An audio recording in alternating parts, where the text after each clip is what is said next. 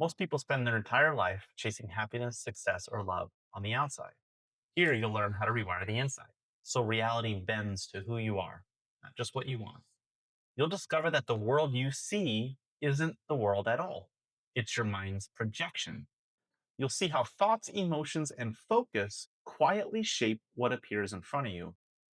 And you'll understand how to step outside the illusion your brain has built and finally start creating life on your terms. In this video, you'll learn why your brain clings to safety even when it destroys your potential. You'll discover how the mind trades freedom for the comfort of the familiar and how certainty quietly rewires your identity. We'll break down the neuroscience behind fear, logic, and control, and we'll show you how to retrain your nervous system to feel calm inside uncertainty. So your growth stops feeling like danger and starts feeling like home.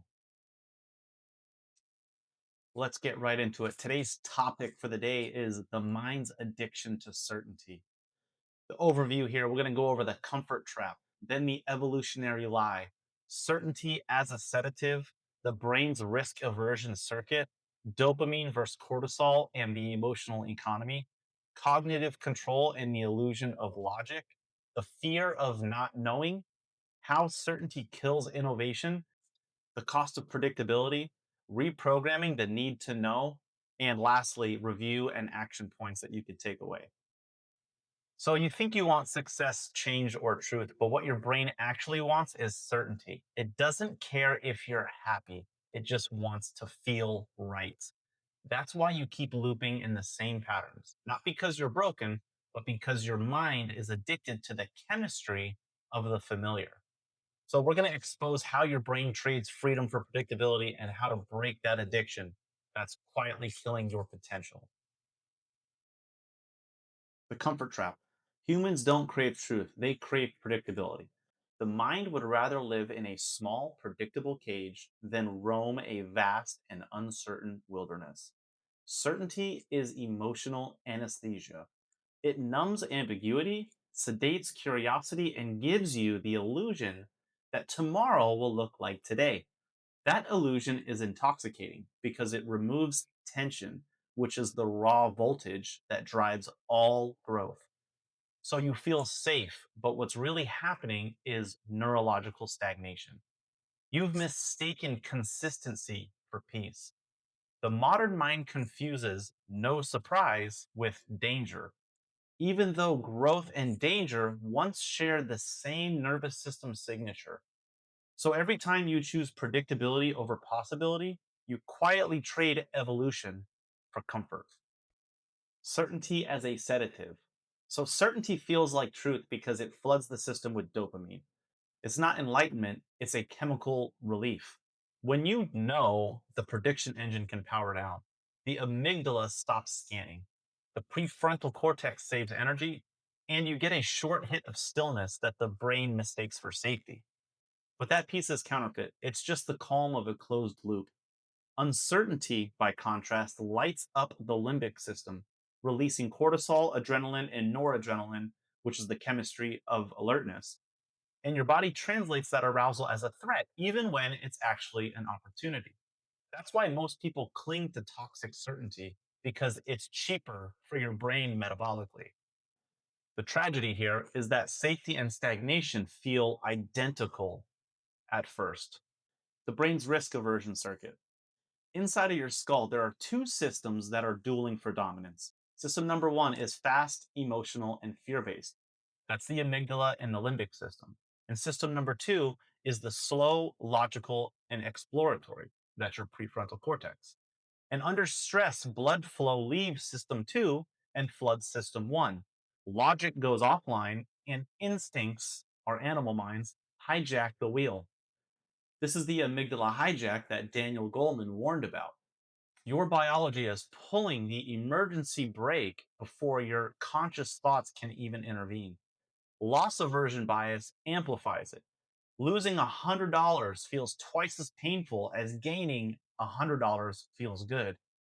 That asymmetry is why innovation terrifies comfort addicts. The mind exaggerates potential loss and minimizes potential gain and calls it being smart. You're not protecting logic, you're protecting the amygdala's authority. The fear of not knowing. The ego's deepest panic isn't failure, it's ambiguity. To not know is to momentarily not exist. Every I don't know threatens the identity that survives by knowing. So the mind fills in blanks instantly, even with lies, just to restore continuity so there's no gaps in the timeline. That's why conspiracy theories spread faster than data, because uncertainty burns calories and stories conserve them.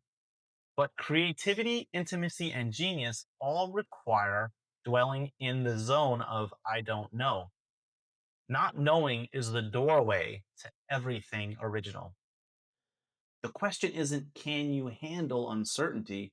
It's how long can you live in uncertainty before retreating back into certainty? That duration determines your capacity for greatness. The cost of predictability. Certainty doesn't just stunt creativity, it rewires identity. Over time, the predictable life dulls neuroplasticity. Your brain literally stops building new synapses, and routine becomes a mild form of self extinction. Depression often isn't sadness, it's often neurological boredom. Too few prediction errors equals too much sameness. Without surprise, the mind starts to lose contrast and meaning starts to fade. That's why comfort eventually feels empty. Your reward circuits have gone offline. Predictability is psychological entropy, order decaying into dullness, reprogramming the need to know. You can't delete the instinct for certainty, but you can update its function. Step number one, micro uncertainty exposure. Introduce controlled randomness. Drive a new route. Change your gym routine. Cold call. Improvise.